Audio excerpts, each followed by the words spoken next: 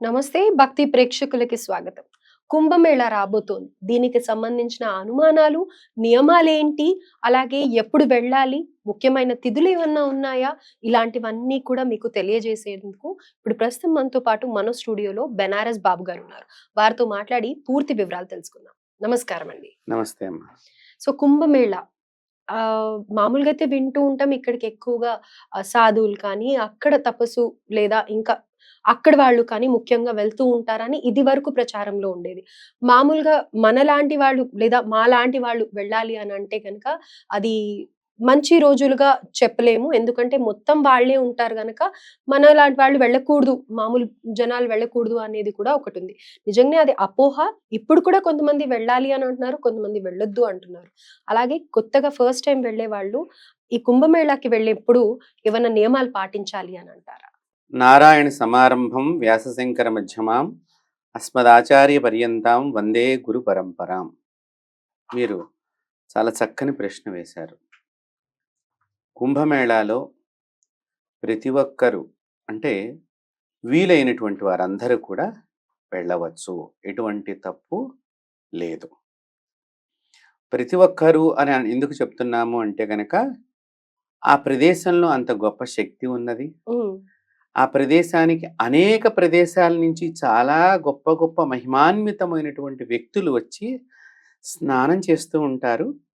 ఆ మహిమాన్వితమైనటువంటి వ్యక్తుల యొక్క వీక్షణ కానీ, వారి స్నానం చేస్తున్నప్పుడు మనం కూడా వారి పక్కనే ఉండి స్నానం చేసినట్లయితే వారి యొక్క తపోబలం కానీ, లేకపోతే వారి ఆశీర్వచన ఫలితం కానీ, వారి యొక్క ఆ ప్రేమ స్వరూపంగా చూచేటువంటి నేత్రముల యొక్క దృష్టి కానీ మన మీద పడినప్పుడు మన దోషాలు తొలగిపోవటానికి చాలా ఉపయోగపడుతుంది. కొంతమంది ఇక్కడికి వెళ్ళవద్దనో, ఇప్పుడు వెళ్ళకూడదనో ఇలా చెప్తూ ఉంటారు. దీనిలో ఎటువంటి వెడితే వచ్చినటువంటి నష్టము లేదు, లాభం ఉన్నది. వెళ్ళకపోవటం మూలకంగా నష్టం ఉంది, కానీ వెడితే మాత్రం నష్టం లేదు. అంటే ఈ వయసు వాళ్ళే మామూలుగా కాశీ అని అంటే కనుక ఈ వయసు వాళ్ళే వెళ్తారు అనని ఒక నానుడి ఉంది. ఐ మీన్ 60 ఏళ్ల వయసులో వెళ్తారు అనని. కానీ నిజంగా దీనికి ఏజ్ క్రైటీరియా ఉందంటారా? ఎవరైనా వెళ్ళొచ్చంటారా? ఇక్కడ ఏజ్‌తో సంబంధం లేదు, కానీ కొన్ని శరీరానికి సంబంధించినటువంటి అనారోగ్యాలు ఉన్నటువంటి వారు వెళ్ళకుండా ఉంటే మంచిది. హ్మ్. కారణం ఏంటంటే వాతావరణం ఇప్పుడు చలిగా ఉంటుంది. అవును. రెండవది పసిపిల్లలతోనూ, చిన్న చిన్న పిల్లలతోనూ ఉన్నప్పుడు తొందరపడి పిల్లల్ని తీసుకుని వెళ్ళకుండా ఉండటం మంచిది. తర్వాత వయోవృద్ధులు, బాగా వయసొచ్చినటువంటి వాళ్ళు కూడా వెళ్ళకుండా ఉండటం మంచిది. అది కూడా మంచిది అని చెప్పడానికంటే వాళ్ళ యొక్క ఆరోగ్యం గురించి మనం చెప్తున్నాం ఇప్పుడు. హ్మ్. వారి వారి ఆరోగ్యాలు జాగ్రత్తగా చూసుకోవాలి కాబట్టి వెళ్ళొచ్చిన తర్వాత ఇక్కడ ఉండేటువంటి కుటుంబానికి మన వలన ఇబ్బందులు పడి మళ్ళీ హాస్పిటలైజేషన్ అయ్యి ఇట్లాంటివన్నీ కూడా అవ్వకుండా ఉండటానికి మనము ఈ యొక్క విధి విధానాన్ని చెప్తున్నామే తప్ప, వెళ్ళగలిగిన శక్తి ఉండి వారికి శారీరకంగా అన్ని రకాలుగా బాగుంది, మేము వెళ్తాము, మాకేమీ కాదు అనుకున్నటువంటి వాళ్ళకి చక్కగా వెళ్ళవచ్చు. మంచిగా అక్కడికి వెళ్ళి ఆ తీర్థస్థానాన్ని మనం చేయవచ్చు. అందులో దాన్ని తీర్థరాజము అని అంటారు. ప్రయాగరాజ్. ప్రయాగ్రాజ్. కాబట్టి దాన్ని తీర్థరాజము అంటారు. తీర్థరాజంలో ఉండేటువంటి ప్రయాగరాజ్లో జరగబోయేటటువంటి ఈ సంవత్సరం జరిగే కుంభమేళాకి అందరూ చక్కగా వెళ్ళి సంప్రదాయ పద్ధతిగా వెళ్ళటం, సంప్రదాయ పద్ధతిగా అక్కడ స్నానం ఆచరించడం, మళ్ళీ తిరిగి సంప్రదాయబద్ధంగా మన గృహానికి చేరుకోవటం, అది తీర్థవిధి యొక్క కార్యక్రమం. అయితే ఇక్కడ పుష్కరాలు కూడా వస్తూ ఉంటాయి. అలాగే కుంభమేళా అనని ప్రత్యేకంగా చెప్తూ ఉన్నారు కదా! ఈ రెండిటికి డిఫరెన్స్ ఏంటంటారు? ఇప్పుడు పుష్కరాలు అంటేనమ్మా ప్రతి సంవత్సరము ఒక్కొక్క నదికి వస్తూ ఉంటుంది. మనం అలాగే గంగా నది, గోదావరి, కృష్ణ, తుంగభద్ర, కావేరి, ఇలా బ్రహ్మపుత్ర, సరస్వతి నది, మనం ఇలా చెప్తూ ఉంటాం. యమునా నది, ఇలాగా 12 నదులకి 12 సార్లు పుష్కరాలు వస్తూ ఉంటాయి. ఇవి ప్రతి సంవత్సరం వస్తూ ఉంటాయి. దీనిలో కూడా అనేక మంది దేవతలు వచ్చి విశేషంగా ఆ తీర్థంలో ఆ సమయంలో స్నానం చేస్తూ ఉంటారు. అలాగే ఆ ప్రాంతంలో ఉన్నటువంటి గురువులు కానివ్వండి, ఇప్పుడు మనకి మన తెలుగు రాష్ట్రాల్లో గోదావరి నది ఉన్నది, తుంగభద్ర నది ఉన్నది, అలాగే కృష్ణా నది కూడా ఉన్నది. ఈ ప్రాంతంలో సంచరించేటువంటి మహిమాన్వితమైనటువంటి గురువులు కానివ్వండి, లేతే చక్కని సిద్ధాంతకర్తలు కానివ్వండి, ఇలాంటి వాళ్ళందరూ కూడా దీని విశేషం ఇది అని చెప్పి అక్కడ పుష్కర స్నానం చెయ్యండి అని చెప్పి వారి వారి శిష్యులతో పాటు జనాలందరికీ కూడా, భక్తాదులందరికీ, సమస్త మానవాళికి ఉపయోగపడేటువంటి సమాచారాన్ని అందిస్తూ ఆ సమయంలో అక్కడ స్నానం చేస్తూ ఉంటారు. ఉమ్, అది ఆ నది యొక్క పుట్టినరోజు కింద మనం చెప్పవచ్చు దీన్ని. ఓకే. అంటే ఇప్పుడు మనకి ప్రతి సంవత్సరం పుట్టినరోజు వస్తుంది. అవును. కాబట్టి ఈ పుట్టినరోజు వచ్చినప్పుడు మనం పండుగ చేసుకుంటున్నట్టుగానే ఆ నదికి కూడా మనం పుట్టినరోజు పండుగ చేయటంలో అంతరార్థం, అంటే మనుషులకు అర్థమయ్యేటట్టుగా నేను మీకు ఈ చెప్ పుట్టినరోజు అనే పదాన్ని ఇక్కడ వాడటం జరిగింది. ఉమ్, కానీ ఇక్కడ కూడా సర్వదేవతలు ఆ నదిలో స్నానమాడతారు, యోగులు స్నానమాడతారు. దానిలో ఎటువంటి తక్కువ ఏమీ లేదు ఉమ్, కుంభమేళాకి, పుష్కరానికి కూడా. ఇది కూడా 12 సంవత్సరాలకే వస్తుంది. కుంభమేళా కూడా 12 సంవత్సరాలకే వస్తుంది. అయితే ఇప్పుడు మీరు అడిగారు కుంభమేళాకి విశేషం ఏమిటి అని. ఈ కుంభమేళా విశేషం ఏమిటయ్యా అంటే, ఇప్పుడు ప్రయాగరాజులో జరుగుతుంది కుంభమేళా. ఈ కుంభమేళాలో, ప్రయాగరాజులో జరిగేటువంటి కుంభమేళాలో విశేషం ఏమిటయ్యా అంటే, మనకి ఒక సంవత్సరం ఈజ్వల్ టు దేవతలకి ఒక రోజు. ఉమ్, సో 144 దేవతలకి సంవత్సరాలు లెక్క అనుకోండి. ఇప్పుడు అట్లాంటి లెక్క కలిగిన విశేషమైనటువంటి ఇది కుంభమేళ. కుంభమేళ. ఇది ఆ ప్రయాగరాజుకి విశేషప్రదమైనటువంటిది. ఉమ్, అంటే అన్ని సంవత్సరాలకి జరిగేటువంటి అందుకని దీని మహాకుంభ అనే పేరుతో ఉమ్, మనకి ఈ సంవత్సరం మహాకుంభమేళ అనేటువంటిది జరుగుతుంది. అంటే మనకి 365 రోజులు కలిపితే దేవతలకి ఒక రోజు. ఒక రోజు. ఉమ్, ఇలాంటివి ఎన్ని సంవత్సరాలు అయి ఉన్నాయి? సో అలాంటి వాటిల్లో విశేషప్రదంగా ఇన్ని సంవత్సరాలు జరిగినది కాబట్టి దేవతలకి మనుషులకి మధ్య కాల సమయము ఆ పంచాంగ గణన ప్రకారంగా ఈ సంవత్సరం ఇక్కడ ప్రయాగరాజులో ఉన్నదానికి ఇంత గొప్ప విశేషప్రదమైనటువంటి చరిత్ర కలిగిన రోజున మనం ప్రారంభం జరుగుతోంది కుంభమేళ. అయితే మొదటి రోజు ఎప్పుడండి ఇది కుంభమేళ? మనకి మకర సంక్రాంతి పండుగ మనం తెలుగు వారికి బాగా. ఒకటి ఈ మకర రాశిలోకి కొన్ని గ్రహాలు, అలాగే కుంభమేళ అంటేనే మొట్టమొదటి మనం అసలు మీకు ఒకసారి ఒక 2 నిమిషాలు మీకు చెప్తాను. ఉమ్, కుంభము అంటే కలశము అని అర్థము, ఉమ్, కుంభము అంటే శిఖరము అని అర్థము, కుంభము అంటే కుండ అని అర్థము. ఉమ్, సో ఈ మనకి రాసుల్లో 2 కుండలు ఉన్నటువంటి రాశి దాన్ని కుంభరాశి అంటాం. సో కుంభరాశిలోకి, మకర రాశిలోకి, కుంభరాశిలోకి, మేషరాశిలోకి ఇలా గ్రహ సంచారం, ముఖ్యమైనటువంటి గ్రహాలు సంచారంగా ఉన్నప్పుడు జరిగేటువంటి ప్రక్రియ ఏదైతే ఉన్నదో దాన్ని ఇప్పుడు కుంభమేళా కింద జ్యోతిష శాస్త్ర ప్రకారంగా గణనం కట్టి చేస్తూ ఉంటారన్నమాట, ఏ రోజు చెయ్యాలి అని. ఉమ్, ఈ సంవత్సరం చక్కగా పుష్యమాసంలో వస్తోంది. పుష్యమాసంలో పౌర్ణమి రోజున ఇది ప్రారంభమవుతోంది అని చెప్పుకోవచ్చు. ఓకే. అయితే ఎండ్ ఎప్పటి వరకు అంటారు? ఎన్ని రోజులు ఉంటుంది ఈ కుంభమేళ? కుంభమేళ 45 రోజులు జరుగుతుందమ్మా. అయితే 45 రోజులు అంటే ఎక్కువ టైమే ఉంది. అవును. అయితే ఈ 45 రోజుల్లో కూడా మనకి ప్రతి మాసము కూడా ఆరుద్ర నక్షత్రమనో లేకపోతే గనక ఇంకా వేరే ఇంపార్టెంట్ శివుడికి సంబంధించిన వస్తువు ఉంటాయి కదా! అలా ఈ 45 రోజుల్లో కూడా ఏవన్నా ముఖ్యమైన తిథులున్నాయా ఈ స్నానాలు ఆచరించటానికి? చక్కని ప్రశ్న ఇది. మన వీక్షకులందరూ కూడా తెలుసుకోవాల్సినటువంటిది. ఇక్కడ ప్రయాగరాజ్లో ఇంత విశేషంగా ఈ కుంభమేళా ఎందుకు జరుగుతుంది అంటే 3 నదుల సంగమం. హ్మ్. దానిలో ఈ 3 నదుల సంగమంలో మొట్టమొదటిది మనకి పౌర్ణమి రోజు ప్రారంభమైతే మహాశివరాత్రితో ఇది ముగింపు అవుతుంది. ఓహ్! చూడండి, అంటే పౌష్య పౌర్ణమి, హ్మ్. పౌష్య లక్ష్మి అని అంటాం. మనకి పుష్యమాసంలో పౌష్యలక్ష్మి కింద పూజ చేస్తాం లక్ష్మీదేవికి. హుహు. సో అంటే ధాన్యం అంతా ఇంటికి సమకూరుతుంది, అందుకనే సంక్రాంతి పండగ మనం చేసుకుంటూ ఉంటాం. హ్మ్. ఈ ధాన్యం వచ్చేటువంటి శుభ సందర్భంలో ధాన్యలక్ష్మిగా, ఆ ధాన్యలక్ష్మి సిరుల లక్ష్మిగా, మరి అంటే మనం వస్తు మార్పిడి విధానం ఉండేది ఇదివరకు. ఇప్పుడు మన దగ్గర ఎక్కువ పంట ఉన్నది కాబట్టి దాన్ని అమ్ముకొని డబ్బుగా మార్చుకుంటున్నాం, కొంత కొంత ఆహారానికి ఉంచుకుంటున్నాం. హ్మ్. సో మళ్ళీ ఈ డబ్బుని కొంత బంగారంగా మార్చుకుంటున్నాం, కొంత వస్తువులుగా కొనుక్కుంటున్నాం, కొంత దుస్తులుగా మనం వాడుతున్నాం. అంటే ఏంటి, లక్ష్మీప్రదం అనేటువంటిది ప్రవేశించేటువంటి మొట్టమొదటిది ఏదైతే ఉందో పౌష్య పౌర్ణమి రోజున ఆ ప్రయాగరాజులో ఉండేటువంటి 3 నదుల సంగమం దగ్గర అక్కడ విశేష పూజ చేసిన తర్వాత ఈ కుంభమేళాన్ని ప్రారంభించడం జరుగుతుంది. దీనిలో 5 రాజస్నానాలు అని అంటారు. ఈ 5 రాజస్నానాలు అనేటువంటి దానిలో ఈ సంవత్సరం మనకి చాలా అదృష్టం కొద్దికి విచిత్రం ఏమిటాయి అంటే, ప్రయాగరాజ్లో ఒకటి జరగటం ఒక విచిత్రము, చాలా గొప్ప విశేషమైనటువంటిది. అందున వసంత పంచమి రావటం ఈ కుంభమేళాలో మహా అదృష్టంగా మనం భావ్యం చేయాలి. అది ఫిబ్రవరి 1st వీక్ లోనే ఎప్పుడు ఉంది కదా. అవును. అయితే ఈ వసంత పంచమి ఎందుకు అని చెప్తున్నామంటే, పంచమి సరస్వతీ దేవికి చాలా ప్రీతికరమైనటువంటి తిది. కరెక్ట్ గా అక్కడ సరస్వతీ నది కూడా ప్రవహిస్తోంది అంతర్వాహిని కింద. ఆ సరస్వతీ దేవి యొక్క నది యొక్క తిది అక్కడ ఉండటం చేత మనకి ఆ విశేషమైనటువంటిది మనకి ఈసారి ఈ కుంభమేళాలో మనకి దర్శనం కాబోతున్నది. అయితే నేను చెప్పాను కదమ్మా 5 రాజస్థానాలని.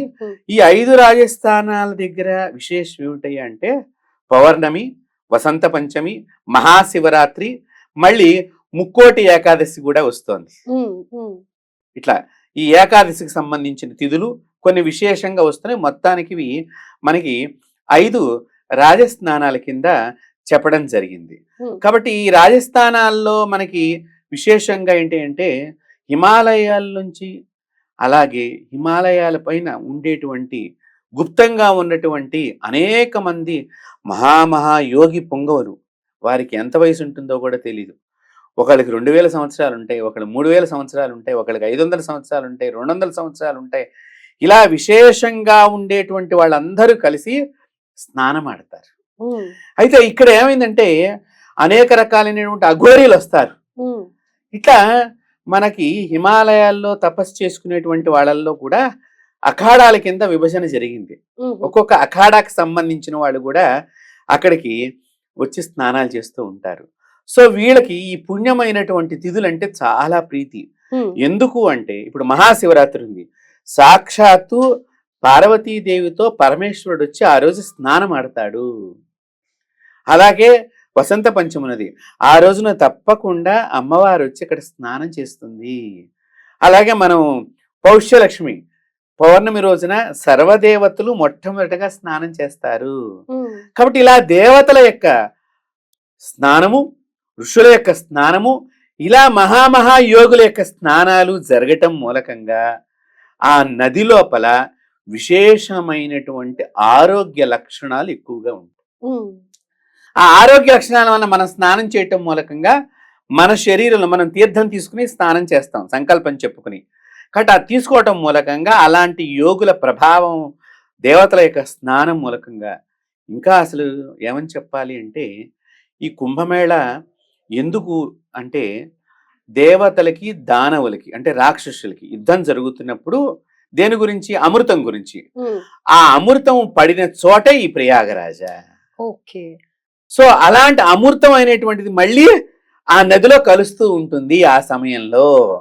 సో ఆ అమృత బిందువులు కలిసినటువంటి తీర్థాన్ని మనం గనక స్నానం చేసే ముందర స్వీకరించి, మళ్ళీ స్నానం చేస్తూ మళ్ళీ స్వీకరించి, మనం అది ఇంటికి ప్రసాదంగా తెచ్చుకుని అది అందరికీ తీర్థం కింద ఇవ్వటం మూలకంగా అనేక రకాలైనటువంటి అనారోగ్యాల్ని, శరీరానికి పట్టినటువంటి పాపాల్ని పోగొట్టేటువంటి శక్తి ఆ జలంలో ప్రవేశించి ఉంటుంది 45 రోజులు. అద్భుతం.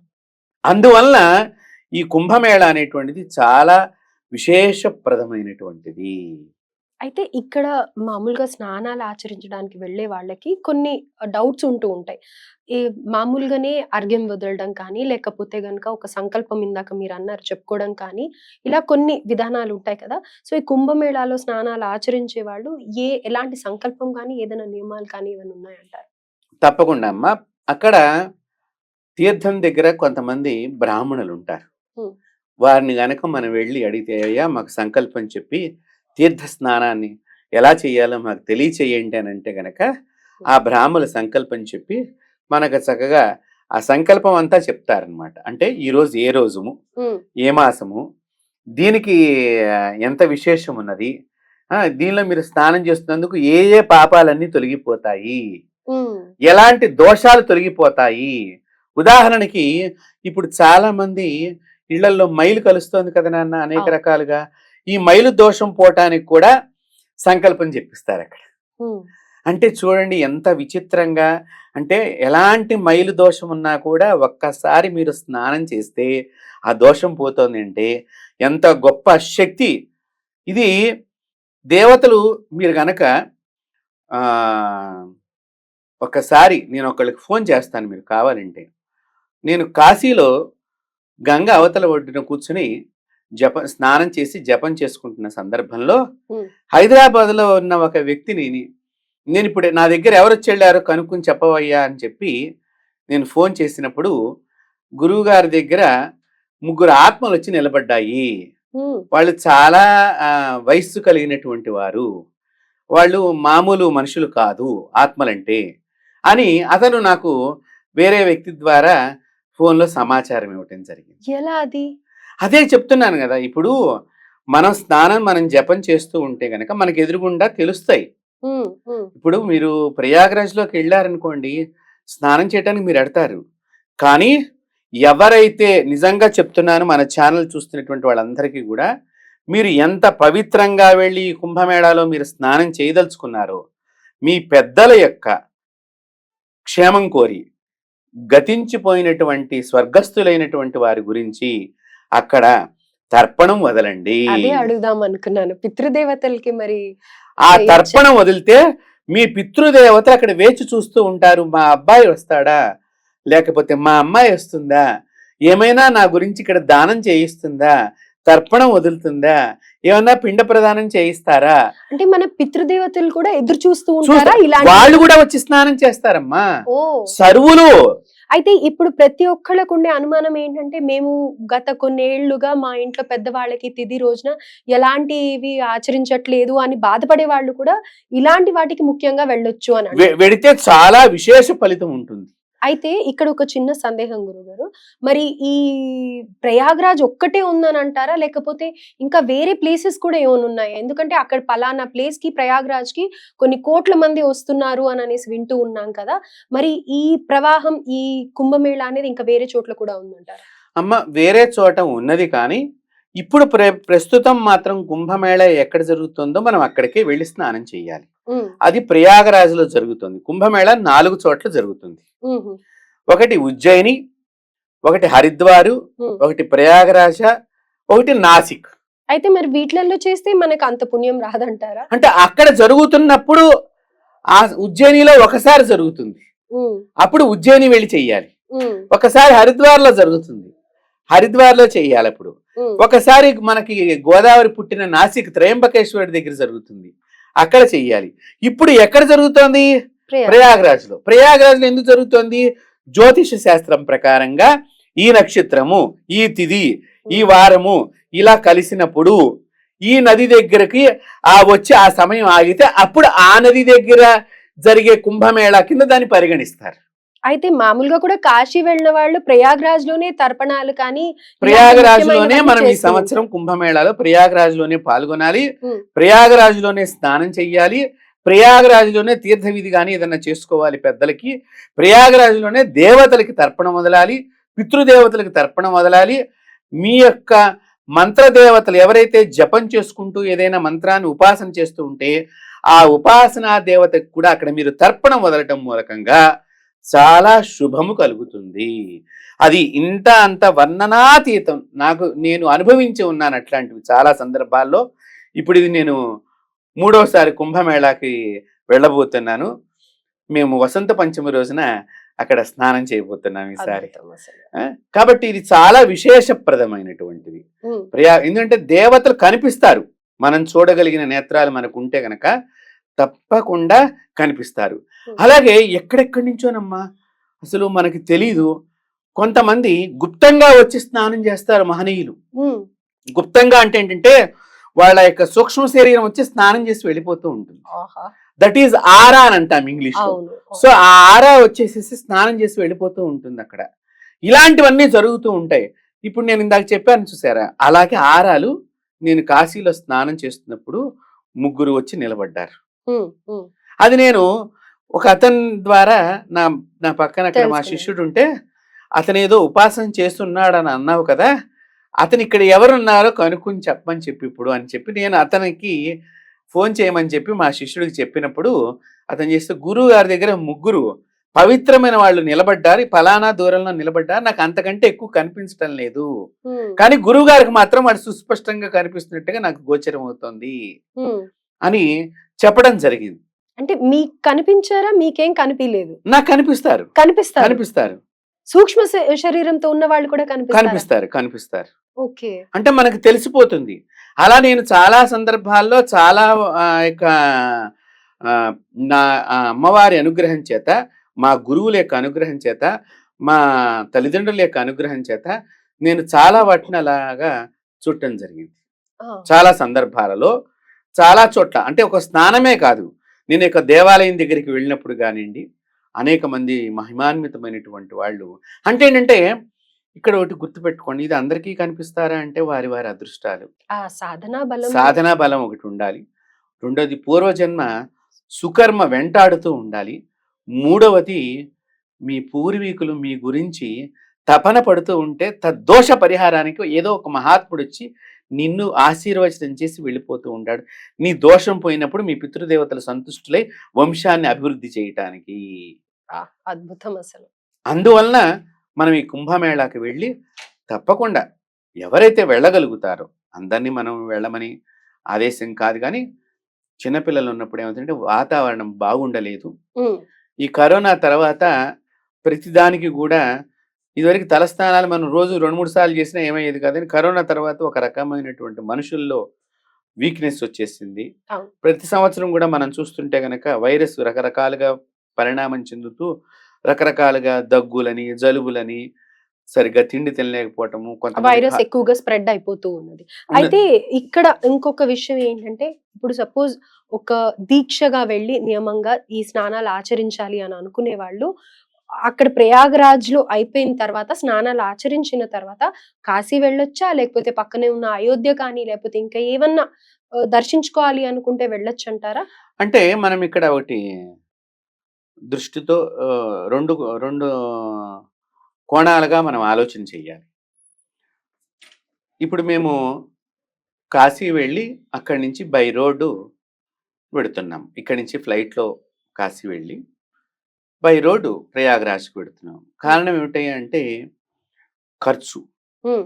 హ్మ్. ఆర్థికమైనటువంటి ఖర్చుతో కూడుకున్నటువంటి ప్రయాణాలుగా ఉన్నాయి కాబట్టి, ఎలా తక్కువగా ఖర్చు కలిసొస్తుందో ఆ విధంగా వెళ్ళవచ్చు. రెండోది కాశీ అంటే సర్వదేవతలు నిలయం నిత్యము ఉండేటువంటిది, సంచరించేటువంటి స్థానము. కాబట్టి మనం కాశీ వెళ్ళి అక్కడి నుంచి ప్రయాగరాజ్ వెళ్ళి మళ్ళీ కాశీకొచ్చి మనం ఇంటికి రావటం అనేది ఉత్తమం. ఇలా వెళ్ళినప్పుడు. మీరు అయోధ్య వెళ్లారనుకోండి, అయోధ్యలో మహావిష్ణువు పుట్టినటువంటి ప్రదేశం. హ్మ్. హ్మ్. కాబట్టి మీరు అయోధ్య నుంచి ప్రయాగరాజ్ వచ్చి, మళ్ళీ అయోధ్యకొచ్చి, మళ్ళీ ఇంటికి రావటం ముఖ్యం. హ్మ్.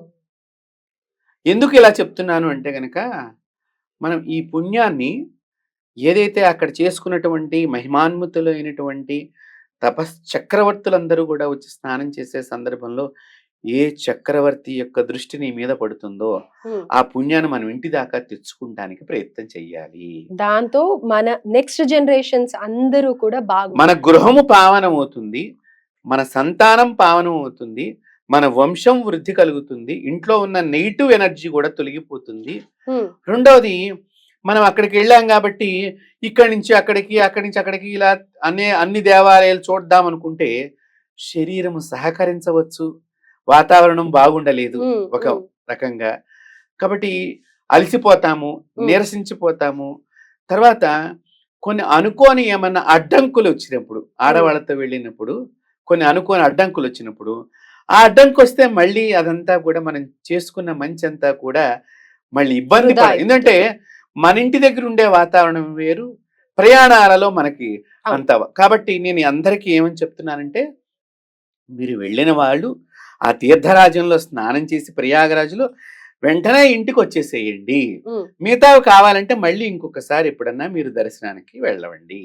ఎందుకంటే ఈ పుణ్యాన్ని మీరు ఇంటికి ఎక్కడ తెచ్చుకోలేరేమో అనేది నాకు ఒక చిన్న ఎంతైనా ఒక ప్లేస్ నుంచి ఒక ప్లేస్‌కి వెళ్ళడం అంటే మన టైం కానీ, శరీరం కానీ అన్నిటికి మనం చాలా స్ట్రెయిన్ ఇచ్చిన వాళ్ళమే అవుతాం. అవును. అవును. కాబట్టి వెళ్ళినప్పుడు ఖచ్చితంగా ఆ జాగ్రత్తగా స్నానం వెళ్ళటము, ఆ పుణ్యాన్ని ఇంటి దాకా తెచ్చుకోగలగటం. అయితే గురుగారు ఆల్మోస్ట్ అన్నిటి మీద మీరు అవగాహన కల్పించేశారు మాకు. కుంభమేళా గురించి కానీ, పాటించాల్సిన నియమాలు కానీ, దర్శించవలసిన ఆలయాలు కానీ అన్ని. అయితే ఎవరిది వాళ్ళు సొంతంగా అక్కడి దాకా వెళ్ళడమే కష్టం అని అనుకుంటున్నాం కదా! సంకల్పం చెప్పుకోవాలి అనుకుంటే ఏ విధమైన సంకల్పం చెప్పుకోవాలి అనేది కూడా మా ప్రేక్షకుల కోసం ఒక్కసారి తప్పకుండా. ఇప్పుడు ప్రయాగరాజ్‌లో ఎవరైతే వెళ్ళలేనటువంటి వారున్నారో, ఇక్కడి నుంచే మేము వెళ్ళలేకపోతున్నాము. మీ కులదేవత ఎవరైతే ఉంటారో, మీ ఇంటి దేవుడు ఎవరైతే ఉంటారో ఆయనకి నమస్కారం చేసుకొని, హ్మ్. అయ్యా నేను ప్రయాగరాజ్‌లోకి నేను వెళ్ళి స్నానం చేయలేకపోతున్నాను అనుకుని, మనం వేడుకొని, ఇక్కడే మీరు స్నానం చేసే తర్వాత చక్కగా గణపతి పూజ హ్మ్. చేసుకునే ముందర కలశం మనం పెట్టుకుని గంగే యమునై చేవ కృష్ణ గోదావరి నర్మదా సింధు కావేరి జలేస్మిన్ సన్నిధం కురు హ్మ్. అనే మంత్రంతో గనక మీరు ఆ కలశం మీద చెయ్యి పెట్టి మీరు ఇది పవిత్రమైనటువంటి ప్రయాగరాజులో జరిగేటువంటి కుంభస్నానంగా ఈ జలము మారిపోవాలి అని మీరు మానసికంగా తలుచుకుని హ్మ్. మీరు ఆ కలశం నీళ్లు గనక నెత్తి మీద స్నానం చేసినట్లయితే ఇది మీకు కూడా ఉపయుక్తం అవుతుంది. ఇది ఓకే. కూడా శాస్త్ర సమ్మతమైనటువంటి విషయమే. రైట్. అయితే ఎందుకంటే మానసిక స్నానం అని అన్నారు. హ్మ్. హ్మ్. నేను ఇందాక సూక్ష్మ శరీరంతో స్నానం చేసేస్తారని చెప్పాను చూసారా? అవును. ఇది మానసిక స్నానం. హ్మ్. మానసిక స్నానం ఎట్లాంటప్పుడు చెప్పారు అంటే అనారోగ్యగ్రస్తులకి, కుదరలేని పక్షంలో ఉండేటువంటి వారికి, చిన్న పిల్లలు ఉండి ఇప్పుడు చిన్న పిల్లల్ని మనం తీసుకెడతామమ్మా. మంచి చలిగా ఉంటుంది అక్కడ వాతావరణం. అక్కడ వాళ్ళకి ఏం ప్రాబ్లం ఉండదు. ఎందుకంటే నిరంతరము ఆ వాతావరణంలో వాళ్ళు సమిష్టిగా జీవనం సాగిస్తూ ఉంటారు. ఇక్కడి నుంచి వెళ్ళిన వారికి అక్కడ చలి ఎక్కువగా ఉండటం చేత తిండి తిన్నది అరగదమ్మా మెయిన్‌గా. అవును. అరక్క వామిటింగ్స్ అవుతాయి, మోషన్స్ అవుతాయి, తలనొప్పిగా ఉంటుంది, గ్యాస్ బాగా పట్టేసినట్టుగా అవుతుంది. కాబట్టి ఈ సమస్యలు పడకుండా ఉండటానికి ముఖ్యంగా మీరు ఇందాక చక్కగా మంచిగా అడిగారు కాబట్టి నేను అందరికీ కూడా ఈ విషయాన్ని దృష్టిలో పెట్టుకుని మీరు వెళ్ళేవాళ్ళు కూడా దీనికి సంబంధించిన మందులు కూడా దగ్గర పెట్టుకుని హ్మ్. మీరు డాక్టర్ని మీ ఇంటి డాక్టర్ని సంప్రదించి కొన్ని మందులు కూడా తీసుకుని ఈ ప్రయాగరాజ్కి వెళ్ళండి. వెళ్ళలేనటువంటి వారు ఇంట్లో కూర్చుని పుష్య పౌర్ణమి దగ్గర నుంచి మహాశివరాత్రి దాకా మీరు ప్రతిరోజు నేను కుంభమేళా ప్రయాగరాజులో చక్కగా 3 నదుల సంగమంలో పడవ దగ్గర కూర్చున్నాను, తండ్రి నన్ను తీసుకువెళ్ళు నువ్వు అక్కడికి మానసికంగా అని చెప్పి మనసులో యద్భావం తద్భవతి అని శాస్త్రం చెప్పింది. కాబట్టి మీరు అనుకుని ఆ చెంబుడు నీళ్లు మీరు గనక మళ్ళీ రెండోసారి స్థిరస్నానం చేశారు అంటేనే మీకు కూడా కుంభమేళాలో స్నానం చేసినంతటి పుణ్యం కొంత తప్పకుండా లభిస్తుంది. ఎటువంటి సందేహము లేదు. అయితే మీరు చెప్పిన ఆ 5 రోజుల్లో ఏ ఒక్క రోజు చేసినా లేదా ఈ 45 రోజుల్లో ఏ ఒక్క రోజు చేసినా కానీ ఆ ఫలితం వస్తుంది అని వస్తుంది. అంటారు. వస్తుంది. అయితే అక్కడ స్నానం ఆచరించే వాళ్ళు చెప్పుకోవాల్సిన సంకల్పం కానీ, తర్పణ విధానం గురించి కానీ ఒక 2 మాటల్లో చెప్పండి. అక్కడ స్నానం చేద్దాం అనుకునేటువంటి వారు మనకి ఆ రోజు మీరు వెళ్ళేటువంటి రోజు మామూలుగా సంకల్పం మీ చేత బ్రాహ్మలు చెప్పిస్తారు. మనకి సంకల్పం వచ్చినప్పటికీ కూడా హ్మ్. అక్కడ బ్రాహ్మడి చేత సంకల్పం చెప్పించుకుని హ్మ్. స్నానం చేసి తర్వాత అతనికి దక్షిణ ఇవ్వటం ద్వారా మనకి చాలా గొప్ప విశేష ఫలితం లభిస్తుంది. అయితే అక్కడ సందేహం ఉంటూ ఉంటుంది. అక్కడ ఉండేది మొత్తం నార్త్ ఇండియన్స్ కదా! వాళ్ళ పద్ధతి ప్రకారం చెప్తారు. మరి అది మనకు వర్తిస్తుందా తప్పకుండా అనేది వర్తిస్తుంది. తప్పకుండా వర్తిస్తుంది. అక్కడ మనము అతను ఏ ప్రాంతం వాడని చూడకూడదు. తీర్థంలో ఉండేటువంటి వ్యక్తి, ఆ వ్యక్తిని మనం గౌరవించి ఎందుకంటే దాని మీదే అతని పోషణ అంతా ఉంటూ ఉంటుంది. హ్మ్. ఇప్పుడు ప్రతి నది దగ్గర కొంతమంది బ్రాహ్మలు ఉంటారమ్మా. చాలా మంది ఏం చేస్తారంటే అక్కడున్న బ్రాహ్మలు కనీసం ₹1 కూడా ఇవ్వరు. హ్మ్. అది హ్మ్. చాలా పొరపాటు. మన ఇంటి బ్రాహ్మణ్ణి తీసుకువెళ్ళినప్పటికీ కూడా హ్మ్. అక్కడున్న బ్రాహ్మలకి ఎంతో ఇతోధికంగా మీరిచ్చి వచ్చినట్లయితే అతను కూడా ఆశీర్వచనం చేస్తాడు మనకి. హ్మ్. తద్వారా మనకి ఇంకా బలం పెరుగుతుంది. రైట్. రెండవది సంకల్పం వచ్చు అనుకున్నటువంటి వాళ్ళు మీ గోత్రనామాలంతా చెప్పుకున్న తర్వాత అస్మాకం సహకుటుంబానాం క్షేమ స్థైర్య ధైర్య విజయ అభయ ఆయు ఆరోగ్య ఐశ్వర్యాభివృద్ధి ద్వారా ఇహజన్మని పూర్వజన్మని సర్వ పాప కర్మ దోష పరిహారార్థం పితృదోష నివారణార్థం సర్వ దుష్టగ్రహ భూత ప్రేత పిశాచ బద్ధ రాక్షస శాకిని ఢాకిని కాకిని కామిని గ్రహ పీడా నివారణార్థం సర్వ నవగ్రహ దోష నివారణార్థం అని ఇలా చెప్పుకుని ప్రయాగ కుంభమేళ స్నానం కరిష్యే అని కొద్దిగా నీళ్లు గనక ఆ ఒడ్డున వదిలేసి మొట్టమొదటగా నీళ్లు నెత్తి మీద చల్లుకుని కుడికాలు నదిలో పెట్టిన తర్వాత ఎడంకాలు పెట్టి స్నానం ఆడాలి. ఓకే. ఫస్ట్ మనం ప్రవేశించేటప్పుడు రైట్ లెగ్ పెట్టాలి అని. కుడికాలతోనే ప్రవేశం చేయాలి. రైట్. అలాగే కొంతమంది కుంకుమ, పసుపు అని, దీపం వెలిగించడం అని, లేకపోతే గనక అమ్మవారు గంగా నది, గంగాదేవి అని చెప్పేసి చీరలు కానీ ఇలా వదిలేస్తూ ఉంటారు. లేదా తాము వేసుకే వెళ్ళిన బట్టలు కూడా నదులలో తమకు పట్టిన కర్మనో, పీడనో పోతుంది అన్న ఉద్దేశంతో వదిలేస్తుంటారు. అది ఎంతవరకు కరెక్ట్? అలా చెయ్యొచ్చా? అంటే మీరు 2 ప్రశ్నలు సంధించారు ఇప్పుడు. మొదటి ప్రశ్న, అమ్మవారిగా భావన చేసి నదీమాతకు మనము పసుపు, కుంకుమ, చందనము, అక్షింతలు, దీపము. దీపము వదలటము, అలాగే వస్త్రాన్ని వదలటము, ఇవన్నీ కూడా చేసి తీరటం చాలా మంచిది. ఎందుకంటే నదీమాతకు వస్త్ర సమర్పణ కింద మనం భావన చేస్తాం. అయితే ఇప్పుడు మీరు ఏదైతే అక్కడ పాండాలు ఉంటారు కదా, ఈ అవును. పూజారుల కింద, అవును, అర్చకుల కింద ఎవరంటారో నాకు అవును. క్షమించండి ఆ. ఒకవేళ తప్పైతే, వారికి ఈ అమ్మవారికి ఇచ్చే చీర నదిలో వదిలే బదులు వారికి ఇచ్చి నమస్కారం చేసుకోవచ్చా, లేకపోతే నదిలోనే వదిలేయాలంట? నదిలోనే వదలాలి. కావాలంటే వదిలిన తర్వాత వాళ్ళు తీసుకుంటారు, తీసుకోండి అంటే. మనం నదీమాతకి ఇస్తున్నాం. ఎవరికి ఇస్తున్నాం ఇప్పుడు? నదీమాతకి ఇస్తున్నామా, అక్కడ ఉండేటువంటి బ్రహ్మగా ఉండేటువంటి పూజారికి ఇస్తున్నారా? నదీమాతకి ఇస్తున్నప్పుడు మొట్టమొదట పసుపు వేయాలి, కుంకుమ వేయాలి, అక్షింతలు వేయాలి. ఇంకా మన ప్రేక్షకులు ఒక ముఖ్యమైన విషయం చెప్తున్నాను. మీరు వెళ్ళేటప్పుడు రాగి నాణాలు తీసుకుని వెళ్ళండి. ఈ రాగి నాణాలు కనుక మీరు వేసినట్లయితే శుభప్రదమైనటువంటి జన్మని మళ్ళీ పొందుతారు, రాగి నాణాలు వేయటం మూలకంగా. అలాగే ఈ పసుపు కుంకుమ వేయటం మూలకంగా ఉపయుక్తం ఏంటంటే, ఆ నీటిలో ఉండేటువంటి అనేక రకాలైనటువంటి క్రిములు, రోగాన్ని తీసుకొచ్చే క్రిములకి అవి నశింపచేసే లక్షణం పసుపుకి ఉంటుంది. రెండోది, పసుపు వేయటం మూలకంగా కూడా ఎక్కువగా పసుపు వేసిన చోట ఏమవుతుందంటే నీరు వేడెక్కుతుంది కొంచెం. అప్పుడు కూడా మన శరీరానికి అది ఒక ఆరోగ్య రక్షణగా ఉపయోగపడుతుంది. తర్వాత వస్త్రాన్ని విడవటం మూలకంగా ఆ నదీ మాతకి అమ్మవారిగా భావన చేశాం కాబట్టి ఆ మాతకి ఆ వస్త్రం ఇస్తే, అక్కడమ్మ నేను ఒకసారి ఇట్లాగే ఇప్పుడు మీరు అడిగారు కాబట్టి చెప్తున్నాను, పేదవాళ్ళు ఆ నది దగ్గర కూర్చుని ఉంటారు. ఆ వాళ్ళు ఈ వస్త్రం తీసుకుని వాళ్ళ ముఖంలో కనుక మీరు సంతోషం చూస్తే ఆ రోజున ఎంత ఆనందం కలుగుతుందంటే అంత ఆనందం కలుగు. కాబట్టి ఆ విధానంగా మనం చేయవచ్చు. రెండోది, మీరు ఇంకో ప్రశ్న వేశారు ఏంటి, స్నానం చేసిన తర్వాత ఈ ఒంటి మీద ఉన్న వస్త్రాలు కనుక అక్కడ వదిలితే, అదే పనిగా పాత వస్త్రాలు వేసుకొని వెళ్తూ ఉంటారు. ఈ వస్త్రాలు కనుక వదిలేస్తే మనకి ఏదో ఉన్న కర్మ పోతుంది. ఇది ఒక ప్రజలలో ఒక నమ్మకం అయితే ఉన్నది, ఒక విశ్వాసం కింద. కానీ అది ఎక్కడ వదలాలి, ఎలా వదలాలి అని మనం తెలుసుకుని వదలాలి. లేకపోతే మనం పాపం చేసిన వాళ్ళం అవుతాం మళ్ళీ. ఎందుకంటే చాలా మంది వదిలేసి ఆ నీళ్ళల్లో పడేస్తారు. ఆ నీళ్ళల్లో పడేస్తే దాని దగ్గర అంతా కూడా రకరకాలైన దుర్గంధం ఏర్పడుతుంది, పాచి పడుతుంది. మనం నది పుణ్యం అని చెప్పేసి మళ్ళీ అక్కడ పాపం చేస్తే మనం స్నానం చేసిన దానికి ఎటువంటి ఉపయోగం ఉండదమ్మా. కాబట్టి దాన్ని దూరంగా వదిలేయాలి, నీళ్ళల్లో పడేయకూడదు. కొత్త వస్త్రాలు అయితేనే నదిలో అమ్మవారికి సమర్పణ చేయాలి, అంతే. మనం వేసుకున్న బట్టలు మటుకు వేయకూడదు.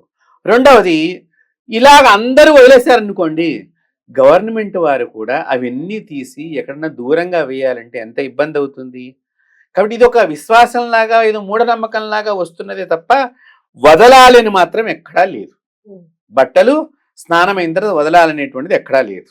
చక్కగా మంచి వస్త్రంగా మగవాళ్ళు కానీ ఆడవాళ్ళు కానీ గోచి పోసుకుని స్నానం చేయటం అనేది ఉత్తమమైనటువంటి విధానము. వస్త్రాలను అక్కడ విడవాలనేది ఎక్కడా లేదు. ఇప్పుడు ముఖ్యంగా ఇక్కడికి వెళ్ళేవారు చేయవలసినటువంటి నియమాలు ఏమిటి అంటే, మొట్టమొదటిగా మీరు ఇంటి దగ్గర తలస్నానం చేయటం, ప్రయాణం అవటం, మీరు ఏ విధంగా ప్రయాణం పెట్టుకున్నారో ఆ విధంగా ప్రయాణం సాగించి తీర్థరాజం ప్రయాగరాజుకి వెళ్ళిన తర్వాత మీరు ఎటువంటి సబ్బులతోనూ స్నానం చేయకూడదు. తర్వాత షాంపూలతో స్నానం చేయకూడదు. ముఖ్యంగా బాగా గుర్తుపెట్టుకోండి అమ్మా, ఇవి రెండు కూడా ప్రపంచానికే కాదు మనకి కూడా ప్రమాదమైనటువంటి విషయాలు. కాబట్టి నదిలో సబ్బుతో స్నానం చేయకూడదు. ఇంకా మీకు అక్కడ ఏదైనా ఆవు పేడ దొరికిన, ఉమ్, లేదా మృత్తికా స్నానం అంటాం. మృత్తికా స్నానం నది దగ్గర మట్టి తీసుకుని ఒంటికి రాసుకుని స్నానం చేయటం. ఉమ్, ఇది యోగులు, ఋషులు, ఇందాక మనం చెప్పుకున్నటువంటి మహా గొప్ప గొప్ప ఉపాసనా పరులందరూ చేస్తారు మృత్తికా స్నానం అని చెప్పి. కాబట్టి ఆ మృత్తికా స్నానం చేయండి. అంతేగాని కెమికల్స్ సంబంధించినటువంటివి ఏవి కూడా అక్కడ వాడరాదు.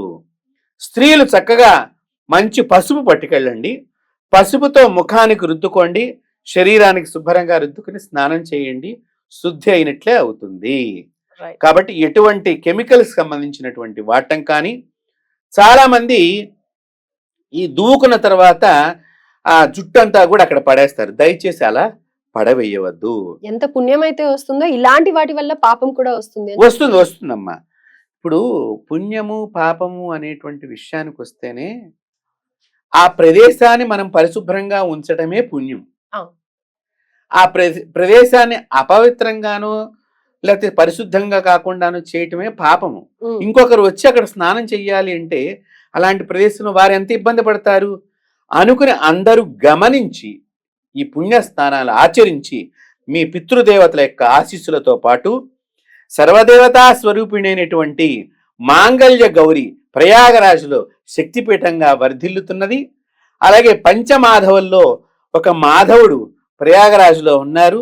వారి యొక్క ఆశీస్సులు, గంగా, యమున, సరస్వతి 3 నదుల యొక్క ఆశీస్సులు తీసుకుని మీరు చక్కగా మళ్ళీ తిరిగి మీ ఇంటికి విచ్చేసి, ఇంట్లోకి వచ్చిన తర్వాత మీ దేవతా మందిరంలో ఉండేటువంటి దేవతకి హారతిచ్చి నమస్కారం చేసుకున్నట్లయితే మీ ఇల్లు శుభప్రదమవుతుంది, లక్ష్మీప్రదమవుతుంది. దోష నివృత్తి జరిగి మీరే సెలవిస్తారు, మాకు మంచి జరిగింది మీరు చెప్పినట్లుగా చేయటం మూలకంగా.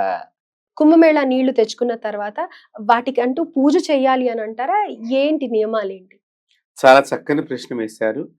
ఎవరైతే ఆ కుంభమేళాకు సంబంధించిన తీర్థాన్ని, పవిత్రమైనటువంటి జలాన్ని ఇంటికి తెచ్చుకుని తర్వాత అది చక్కగా మీరు తెచ్చుకున్నటువంటి డబ్బానో లేకపోతే మరచెంబుతోనో ఏదైతే తెచ్చుకుంటారో దానికి ఇంటి దగ్గర పవిత్రంగా పూజ చేయండి. ఉమ్, పూజ చేసిన తర్వాత అంటే షోడశ పూజ పవిత్ర భావనతో చేసి దానికి హారతి ఇచ్చి చక్కగా ఆ మొట్టమొదటిగా ఆ జలాన్ని మీ దేవతా మందిరంలో చిలకరించండి, సంప్రోక్షించండి.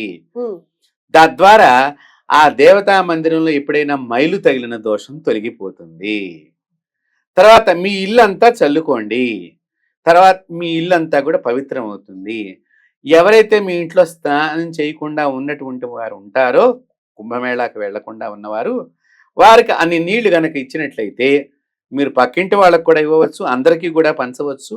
తద్వారా వాళ్ళు దానిలో మరిన్ని నీళ్లు కలుపుని స్నానం ఆట మూలకంగా కూడా కుంభమేళలో స్నానం చేసిన పుణ్యం వాళ్ళకు కూడా మీరు పంచిన వాళ్ళు అవుతారు. తద్వారా భగవంతుడు మరింత ఆనందపడతాడు అని చెప్పవచ్చు. ధన్యవాదాలు గురుగారు. అద్భుతంగా అసలు కుంభమేళా గురించి ఋషులు, యోగులు ఇంకా ఎవరెవరు వస్తారో అందరి గురించి మీరు చెప్పారంటే సూక్ష్మ శరీరాలతో వాళ్ళు వస్తారు కాబట్టి అందులో మానవులు మామూలుగా ఎలాంటి విధులు ఆచరించిన వాళ్ళు కూడా వెళ్తే ఆ పుణ్యం దక్కుతుంది అనేది బాగా తెలియజేశారు. ఎందుకంటే కొంతమంది వెళ్ళొద్దు అని అంటున్నారు, కొంతమంది వెళ్ళొచ్చు అంటున్నారు. అలాంటి సాధువులతో అలా చేయడం కూడా కష్టము అని చెప్పేసి కొంతమంది చెప్తున్నారు. అలాంటి సందర్భంలో ప్రతి ఒక్క దాని గురించి అవగాహన కల్పించారు. ధన్యవాదాలు. నమస్తే.